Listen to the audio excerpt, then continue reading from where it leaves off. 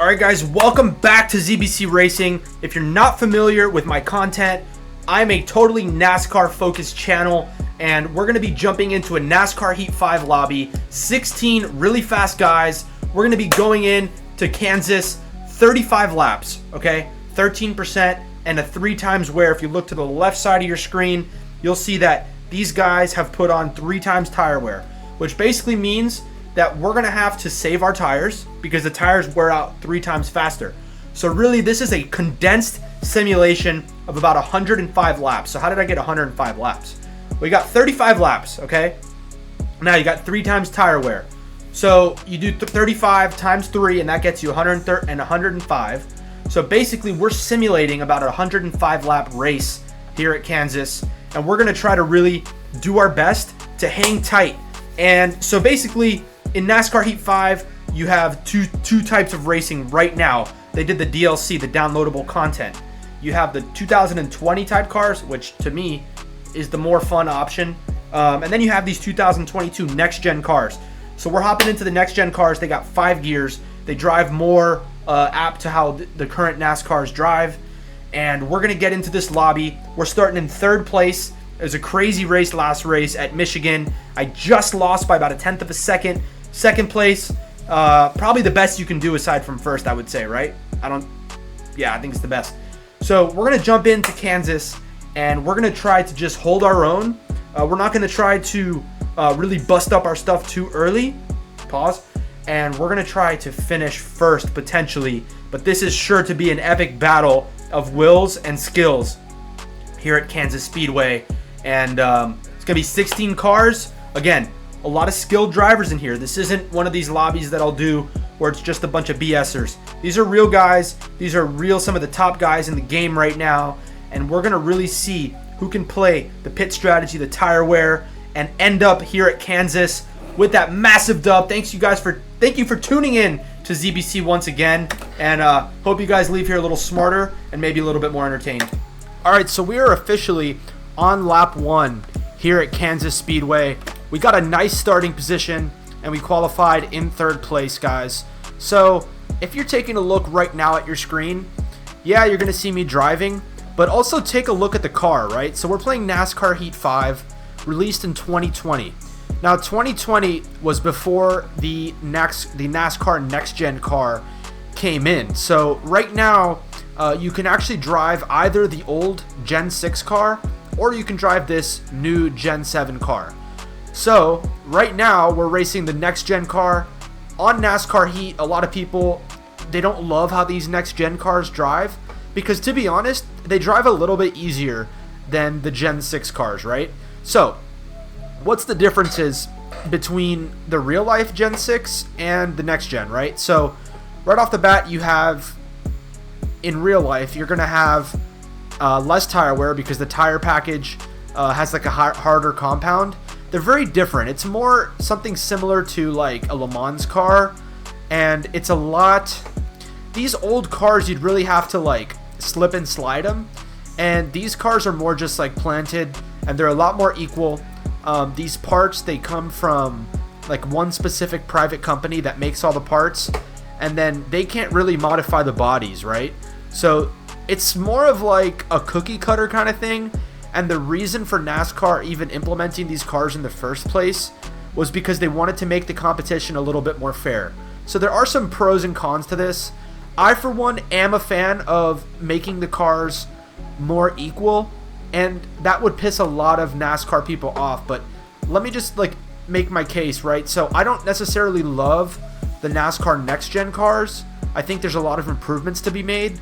But the reason I like parity, which means like having the same thing, is because as a driver, it really, I've been in this position, guys, in real racing, in real life, where, look, I've never been a millionaire, but I have raced against millionaires and billionaires. I've raced against guys like Lance Stroll. I've raced against guys like Logan Sargent. I've raced against guys who their parents literally owned like the biggest companies. But we would come in and we would try to prepare, and I could just feel that my driving was better than them, but we didn't have, like, for example, I remember this one kid, he had 50 engines laying around, and whenever they would use an engine for a race, and then they would run them all in the dyno and see which ones were best. And if literally he didn't like it, they would throw out that engine, sell it or whatever, and he would just always be changing engines. And that's because that guy's dad is a lawyer that owned a very reputable company that I've actually paid before. And, it created a thing where in his series, he was always ahead, right? So that's the frustrating thing for all drivers is if you don't have the resources, then you're kind of screwed. But what would help in that case would be to make sure that the sanctioning body mandates that all parts come from the same thing, from the same manufacturer. You cannot switch, and to try to get them as close to even as possible. So that's kind of what NASCAR did. Now the problem is that the cars, they need to have more tire wear and they need to have more horsepower probably, so that the tires can wear out faster. So now obviously you guys can realize why I think that way as a driver, but here's on the opposite end why I've actually had discussions about this with guys who are actually involved in preparing the race cars, right? So not the drivers, I'm talking about like team employees, right? I've had conversations with crew chiefs of late model teams, crew chiefs of NASCAR, actual NASCAR crew chiefs, to get a sense of like how they feel on this issue, and many of them couldn't disagree more. And here's an issue. Here's their point of view, I'll tell you right now, and why I didn't consider it whatsoever, okay? So, as a driver, I want there to be fair competition. But as a car preparer, as a mechanic, as anyone who's employed to build these cars, they want to be able to show that they're better too, right? So that's an angle that I never considered, right? So, for example, before the next-gen car came out, Hendrick Motorsports had a lot of fabrication guys and bodywork guys. And these guys, man, first of all, they make their own bodies that have to fit within a certain specification, but they would put they put little things into those bodies that change the way the air flows, but to stay within specification. There's little things that they do that you don't even see. You look at the car and you're like, oh, it's a car. But then, you realize, oh, there might be a 1 millimeter divot in that right rear quarter panel, and that's very intentional. They literally are super intentional. So they would have, at Hendrick, why were they faster? Because they would employ, 30 guys to, work on that body, make sure it was absolutely perfect, make sure they can do whatever they could to fit within those specifications without overgoing the rules, but they would still change a lot. So now, those guys don't have jobs because NASCAR supplies the bodies, and there's nothing to change because NASCAR uses these laser scanners now in an effort to make sure all the bodies are the same. So there's nothing to really change. Yeah, there's a bit, but it ain't like before where you'd have teams of guys looking over every millimeter of that body to do things. So the guys feel hamstrung. The guys in the Cup Series, they feel hamstrung because NASCAR has basically mandated that these cars run with more parity. And the drivers probably are a little bit better off because there's more of a level playing field between the bad teams and the good teams. So, to be honest, where do I stand? I'm not sure because I'm not in the cars. But to me, if they could relax it a little bit and allow maybe a little bit more variance.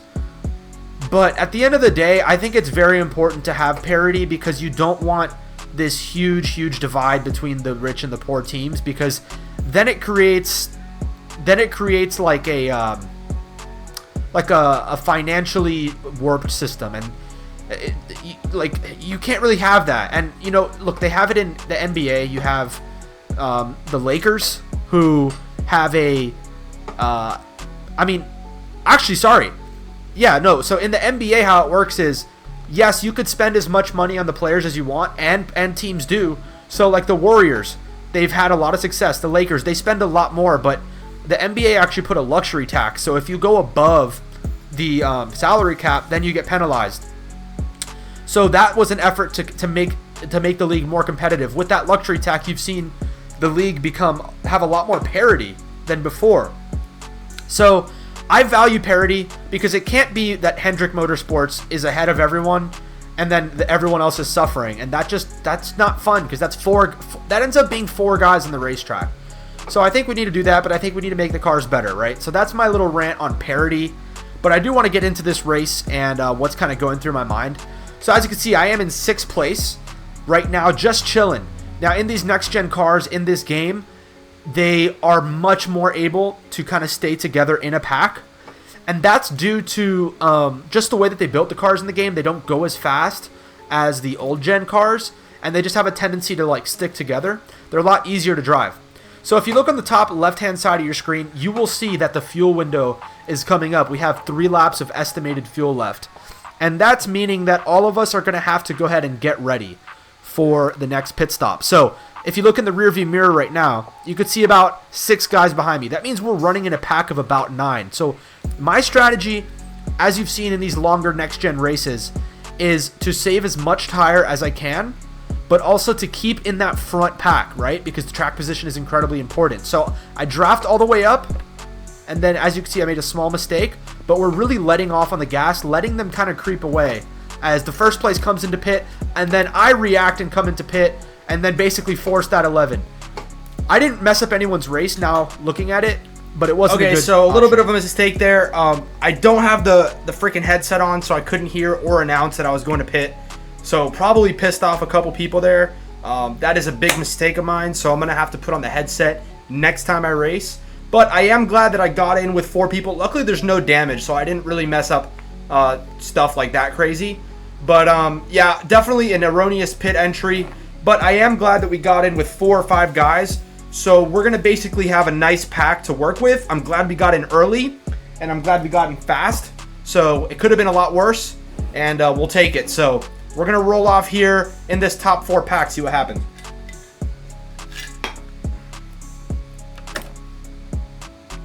A little bit of a lag there, so we might have a little bit of catching up to do, actually.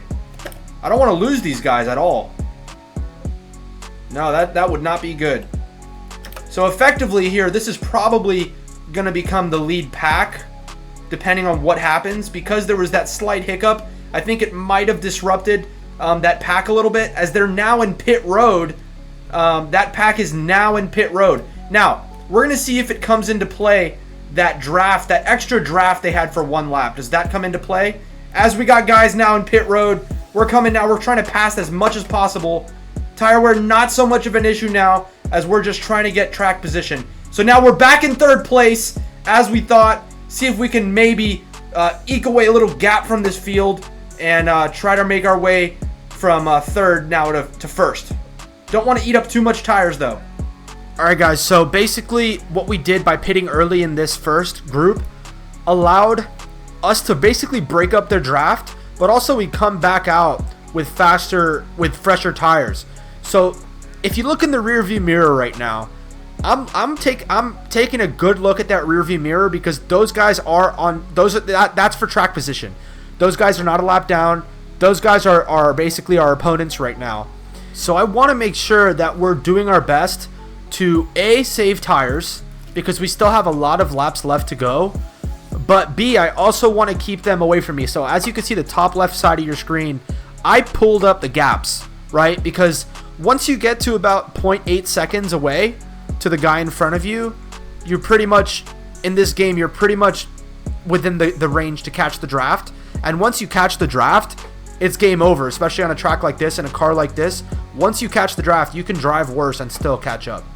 So I'm just trying to mind that, and to be honest, in my mind, I'm kind of thinking it's kind of inevitable, because what they're going to try to push harder, right? So they're really going to try to use their tires up, quicker, so that they can catch us and then start to let off a bit. But watch what happens when this first place car kind of gets a little bit loose. Maybe he saw me in the rearview mirror, and now 1st and 2nd end up hitting the wall. So now you can safely assume they were 1.1 seconds back before. They at least gained a half a second off that. So now 3rd, 4th, 5th. All right, so now we got that whole pack. Definitely going to try to swallow us up here. We got to be defensive and try to maintain our lead. So this little mistake that 1st and 2nd made turns this from a 3-horse race effectively into a 9-horse race. There's 8 in that main pack, and there's another guy, actually, if you look behind, that's straggling by about 0.8 of a second. So if he's able to use more tires, because everyone's saving a little bit, right? Everyone's saving a little bit of tires, then he might be able to make it a 9-horse race, which makes it a lot harder. As you can see, these guys are already caught up, and we're going to try to just make sure they don't have too much momentum. 12 laps to go. Right, so a big thing when it's, you know, in real life and in video games, if you have a drafting pack and another pack is coming up against you, you have to be defensive or else they will literally eat you alive. A lot of jockeying for position here.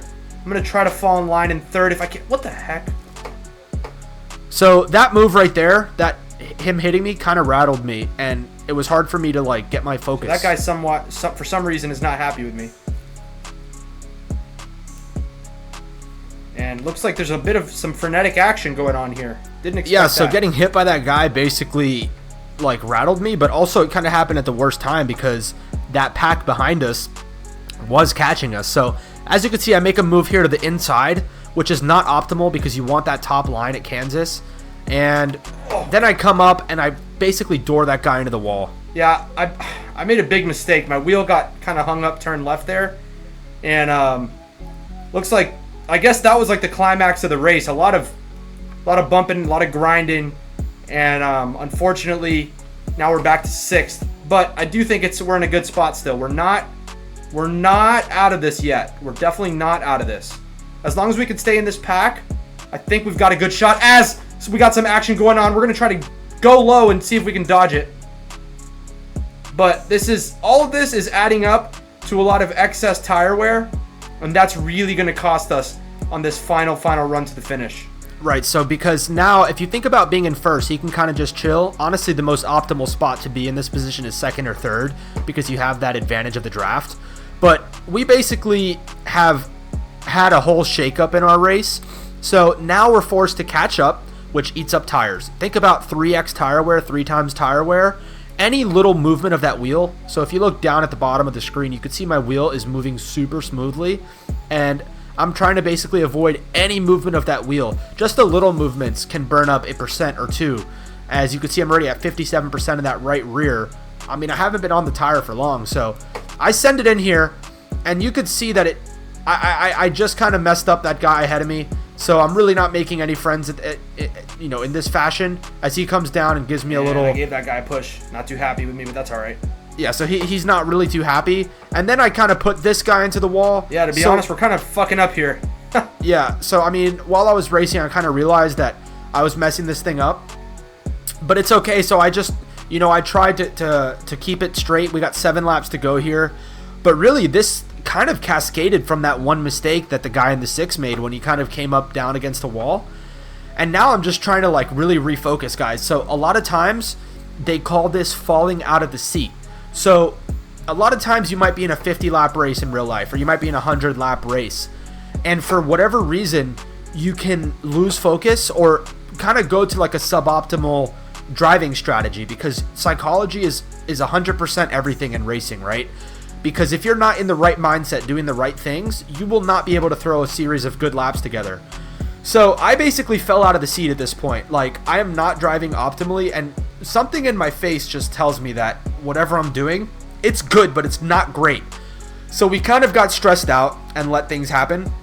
So now, coming into turn 3, I lose that position, I hit the wall, and then that guy gets me, and now the 4 has enough of whatever I was doing, and kind of cuts my head off, and then I get put into the wall by whoever came up next.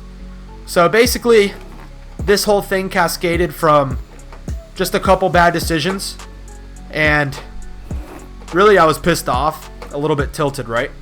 So then on that same lap, I was getting really upset with the way I got taken out, so I figured I should have a fair shake to settle this thing out, and I decided on a lap car to bring out the caution, which was pretty toxic of me, considering there were only 5 laps to go, and now we're going to do a overtime finish.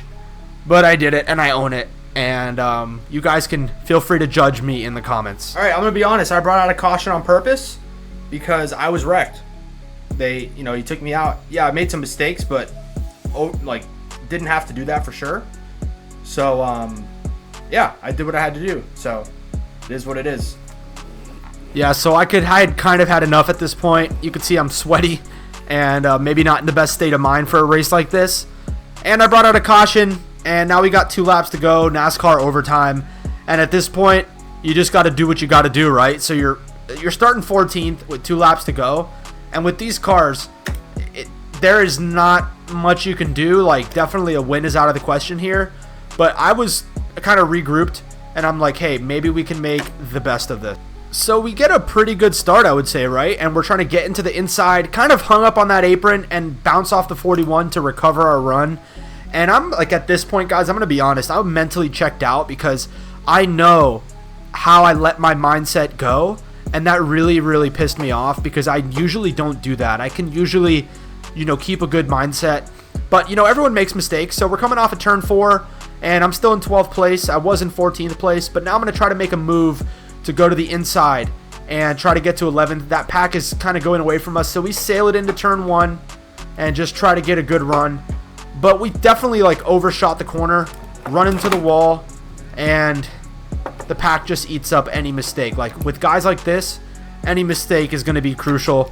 So that's basically the story of a really good race with good potential. We were up front, we made the good pit stop, and one little mistake, and we fell out of the seat, guys. We fell out of the seat, absolutely. We lost our focus, and everything kind of went downhill from there. Basically a last place finish. All right, guys, so pretty annoying race there. We were doing good, and then I don't know why, I lost focus. And I started making some squirrely moves, and I think that started to piss off the people around me. And then ultimately, they basically, I guess, turned against me. At least a couple of them did. And then one of these guys, I can't remember exactly who, put me in the wall. Then I got pissed off that he put me in the wall, and then I brought out a caution. So, yeah, is what it is. And we'll get him next time. But that was a fun race. I will say that was a fun race. So, if you guys like that kind of content, I appreciate it. Leave your hate comments down below for how I handled that. I want to see them. I'm excited to see them. And stay tuned. We got podcast clips coming out. We're going to be reviewing NASCAR highlights. We're going to be covering the whole, the whole NASCAR ecosystem and seeing how we can make our way in to that. So, appreciate you guys for watching, and I will catch you on the next episode of ZBC Racing. Thank you. Ciao for now.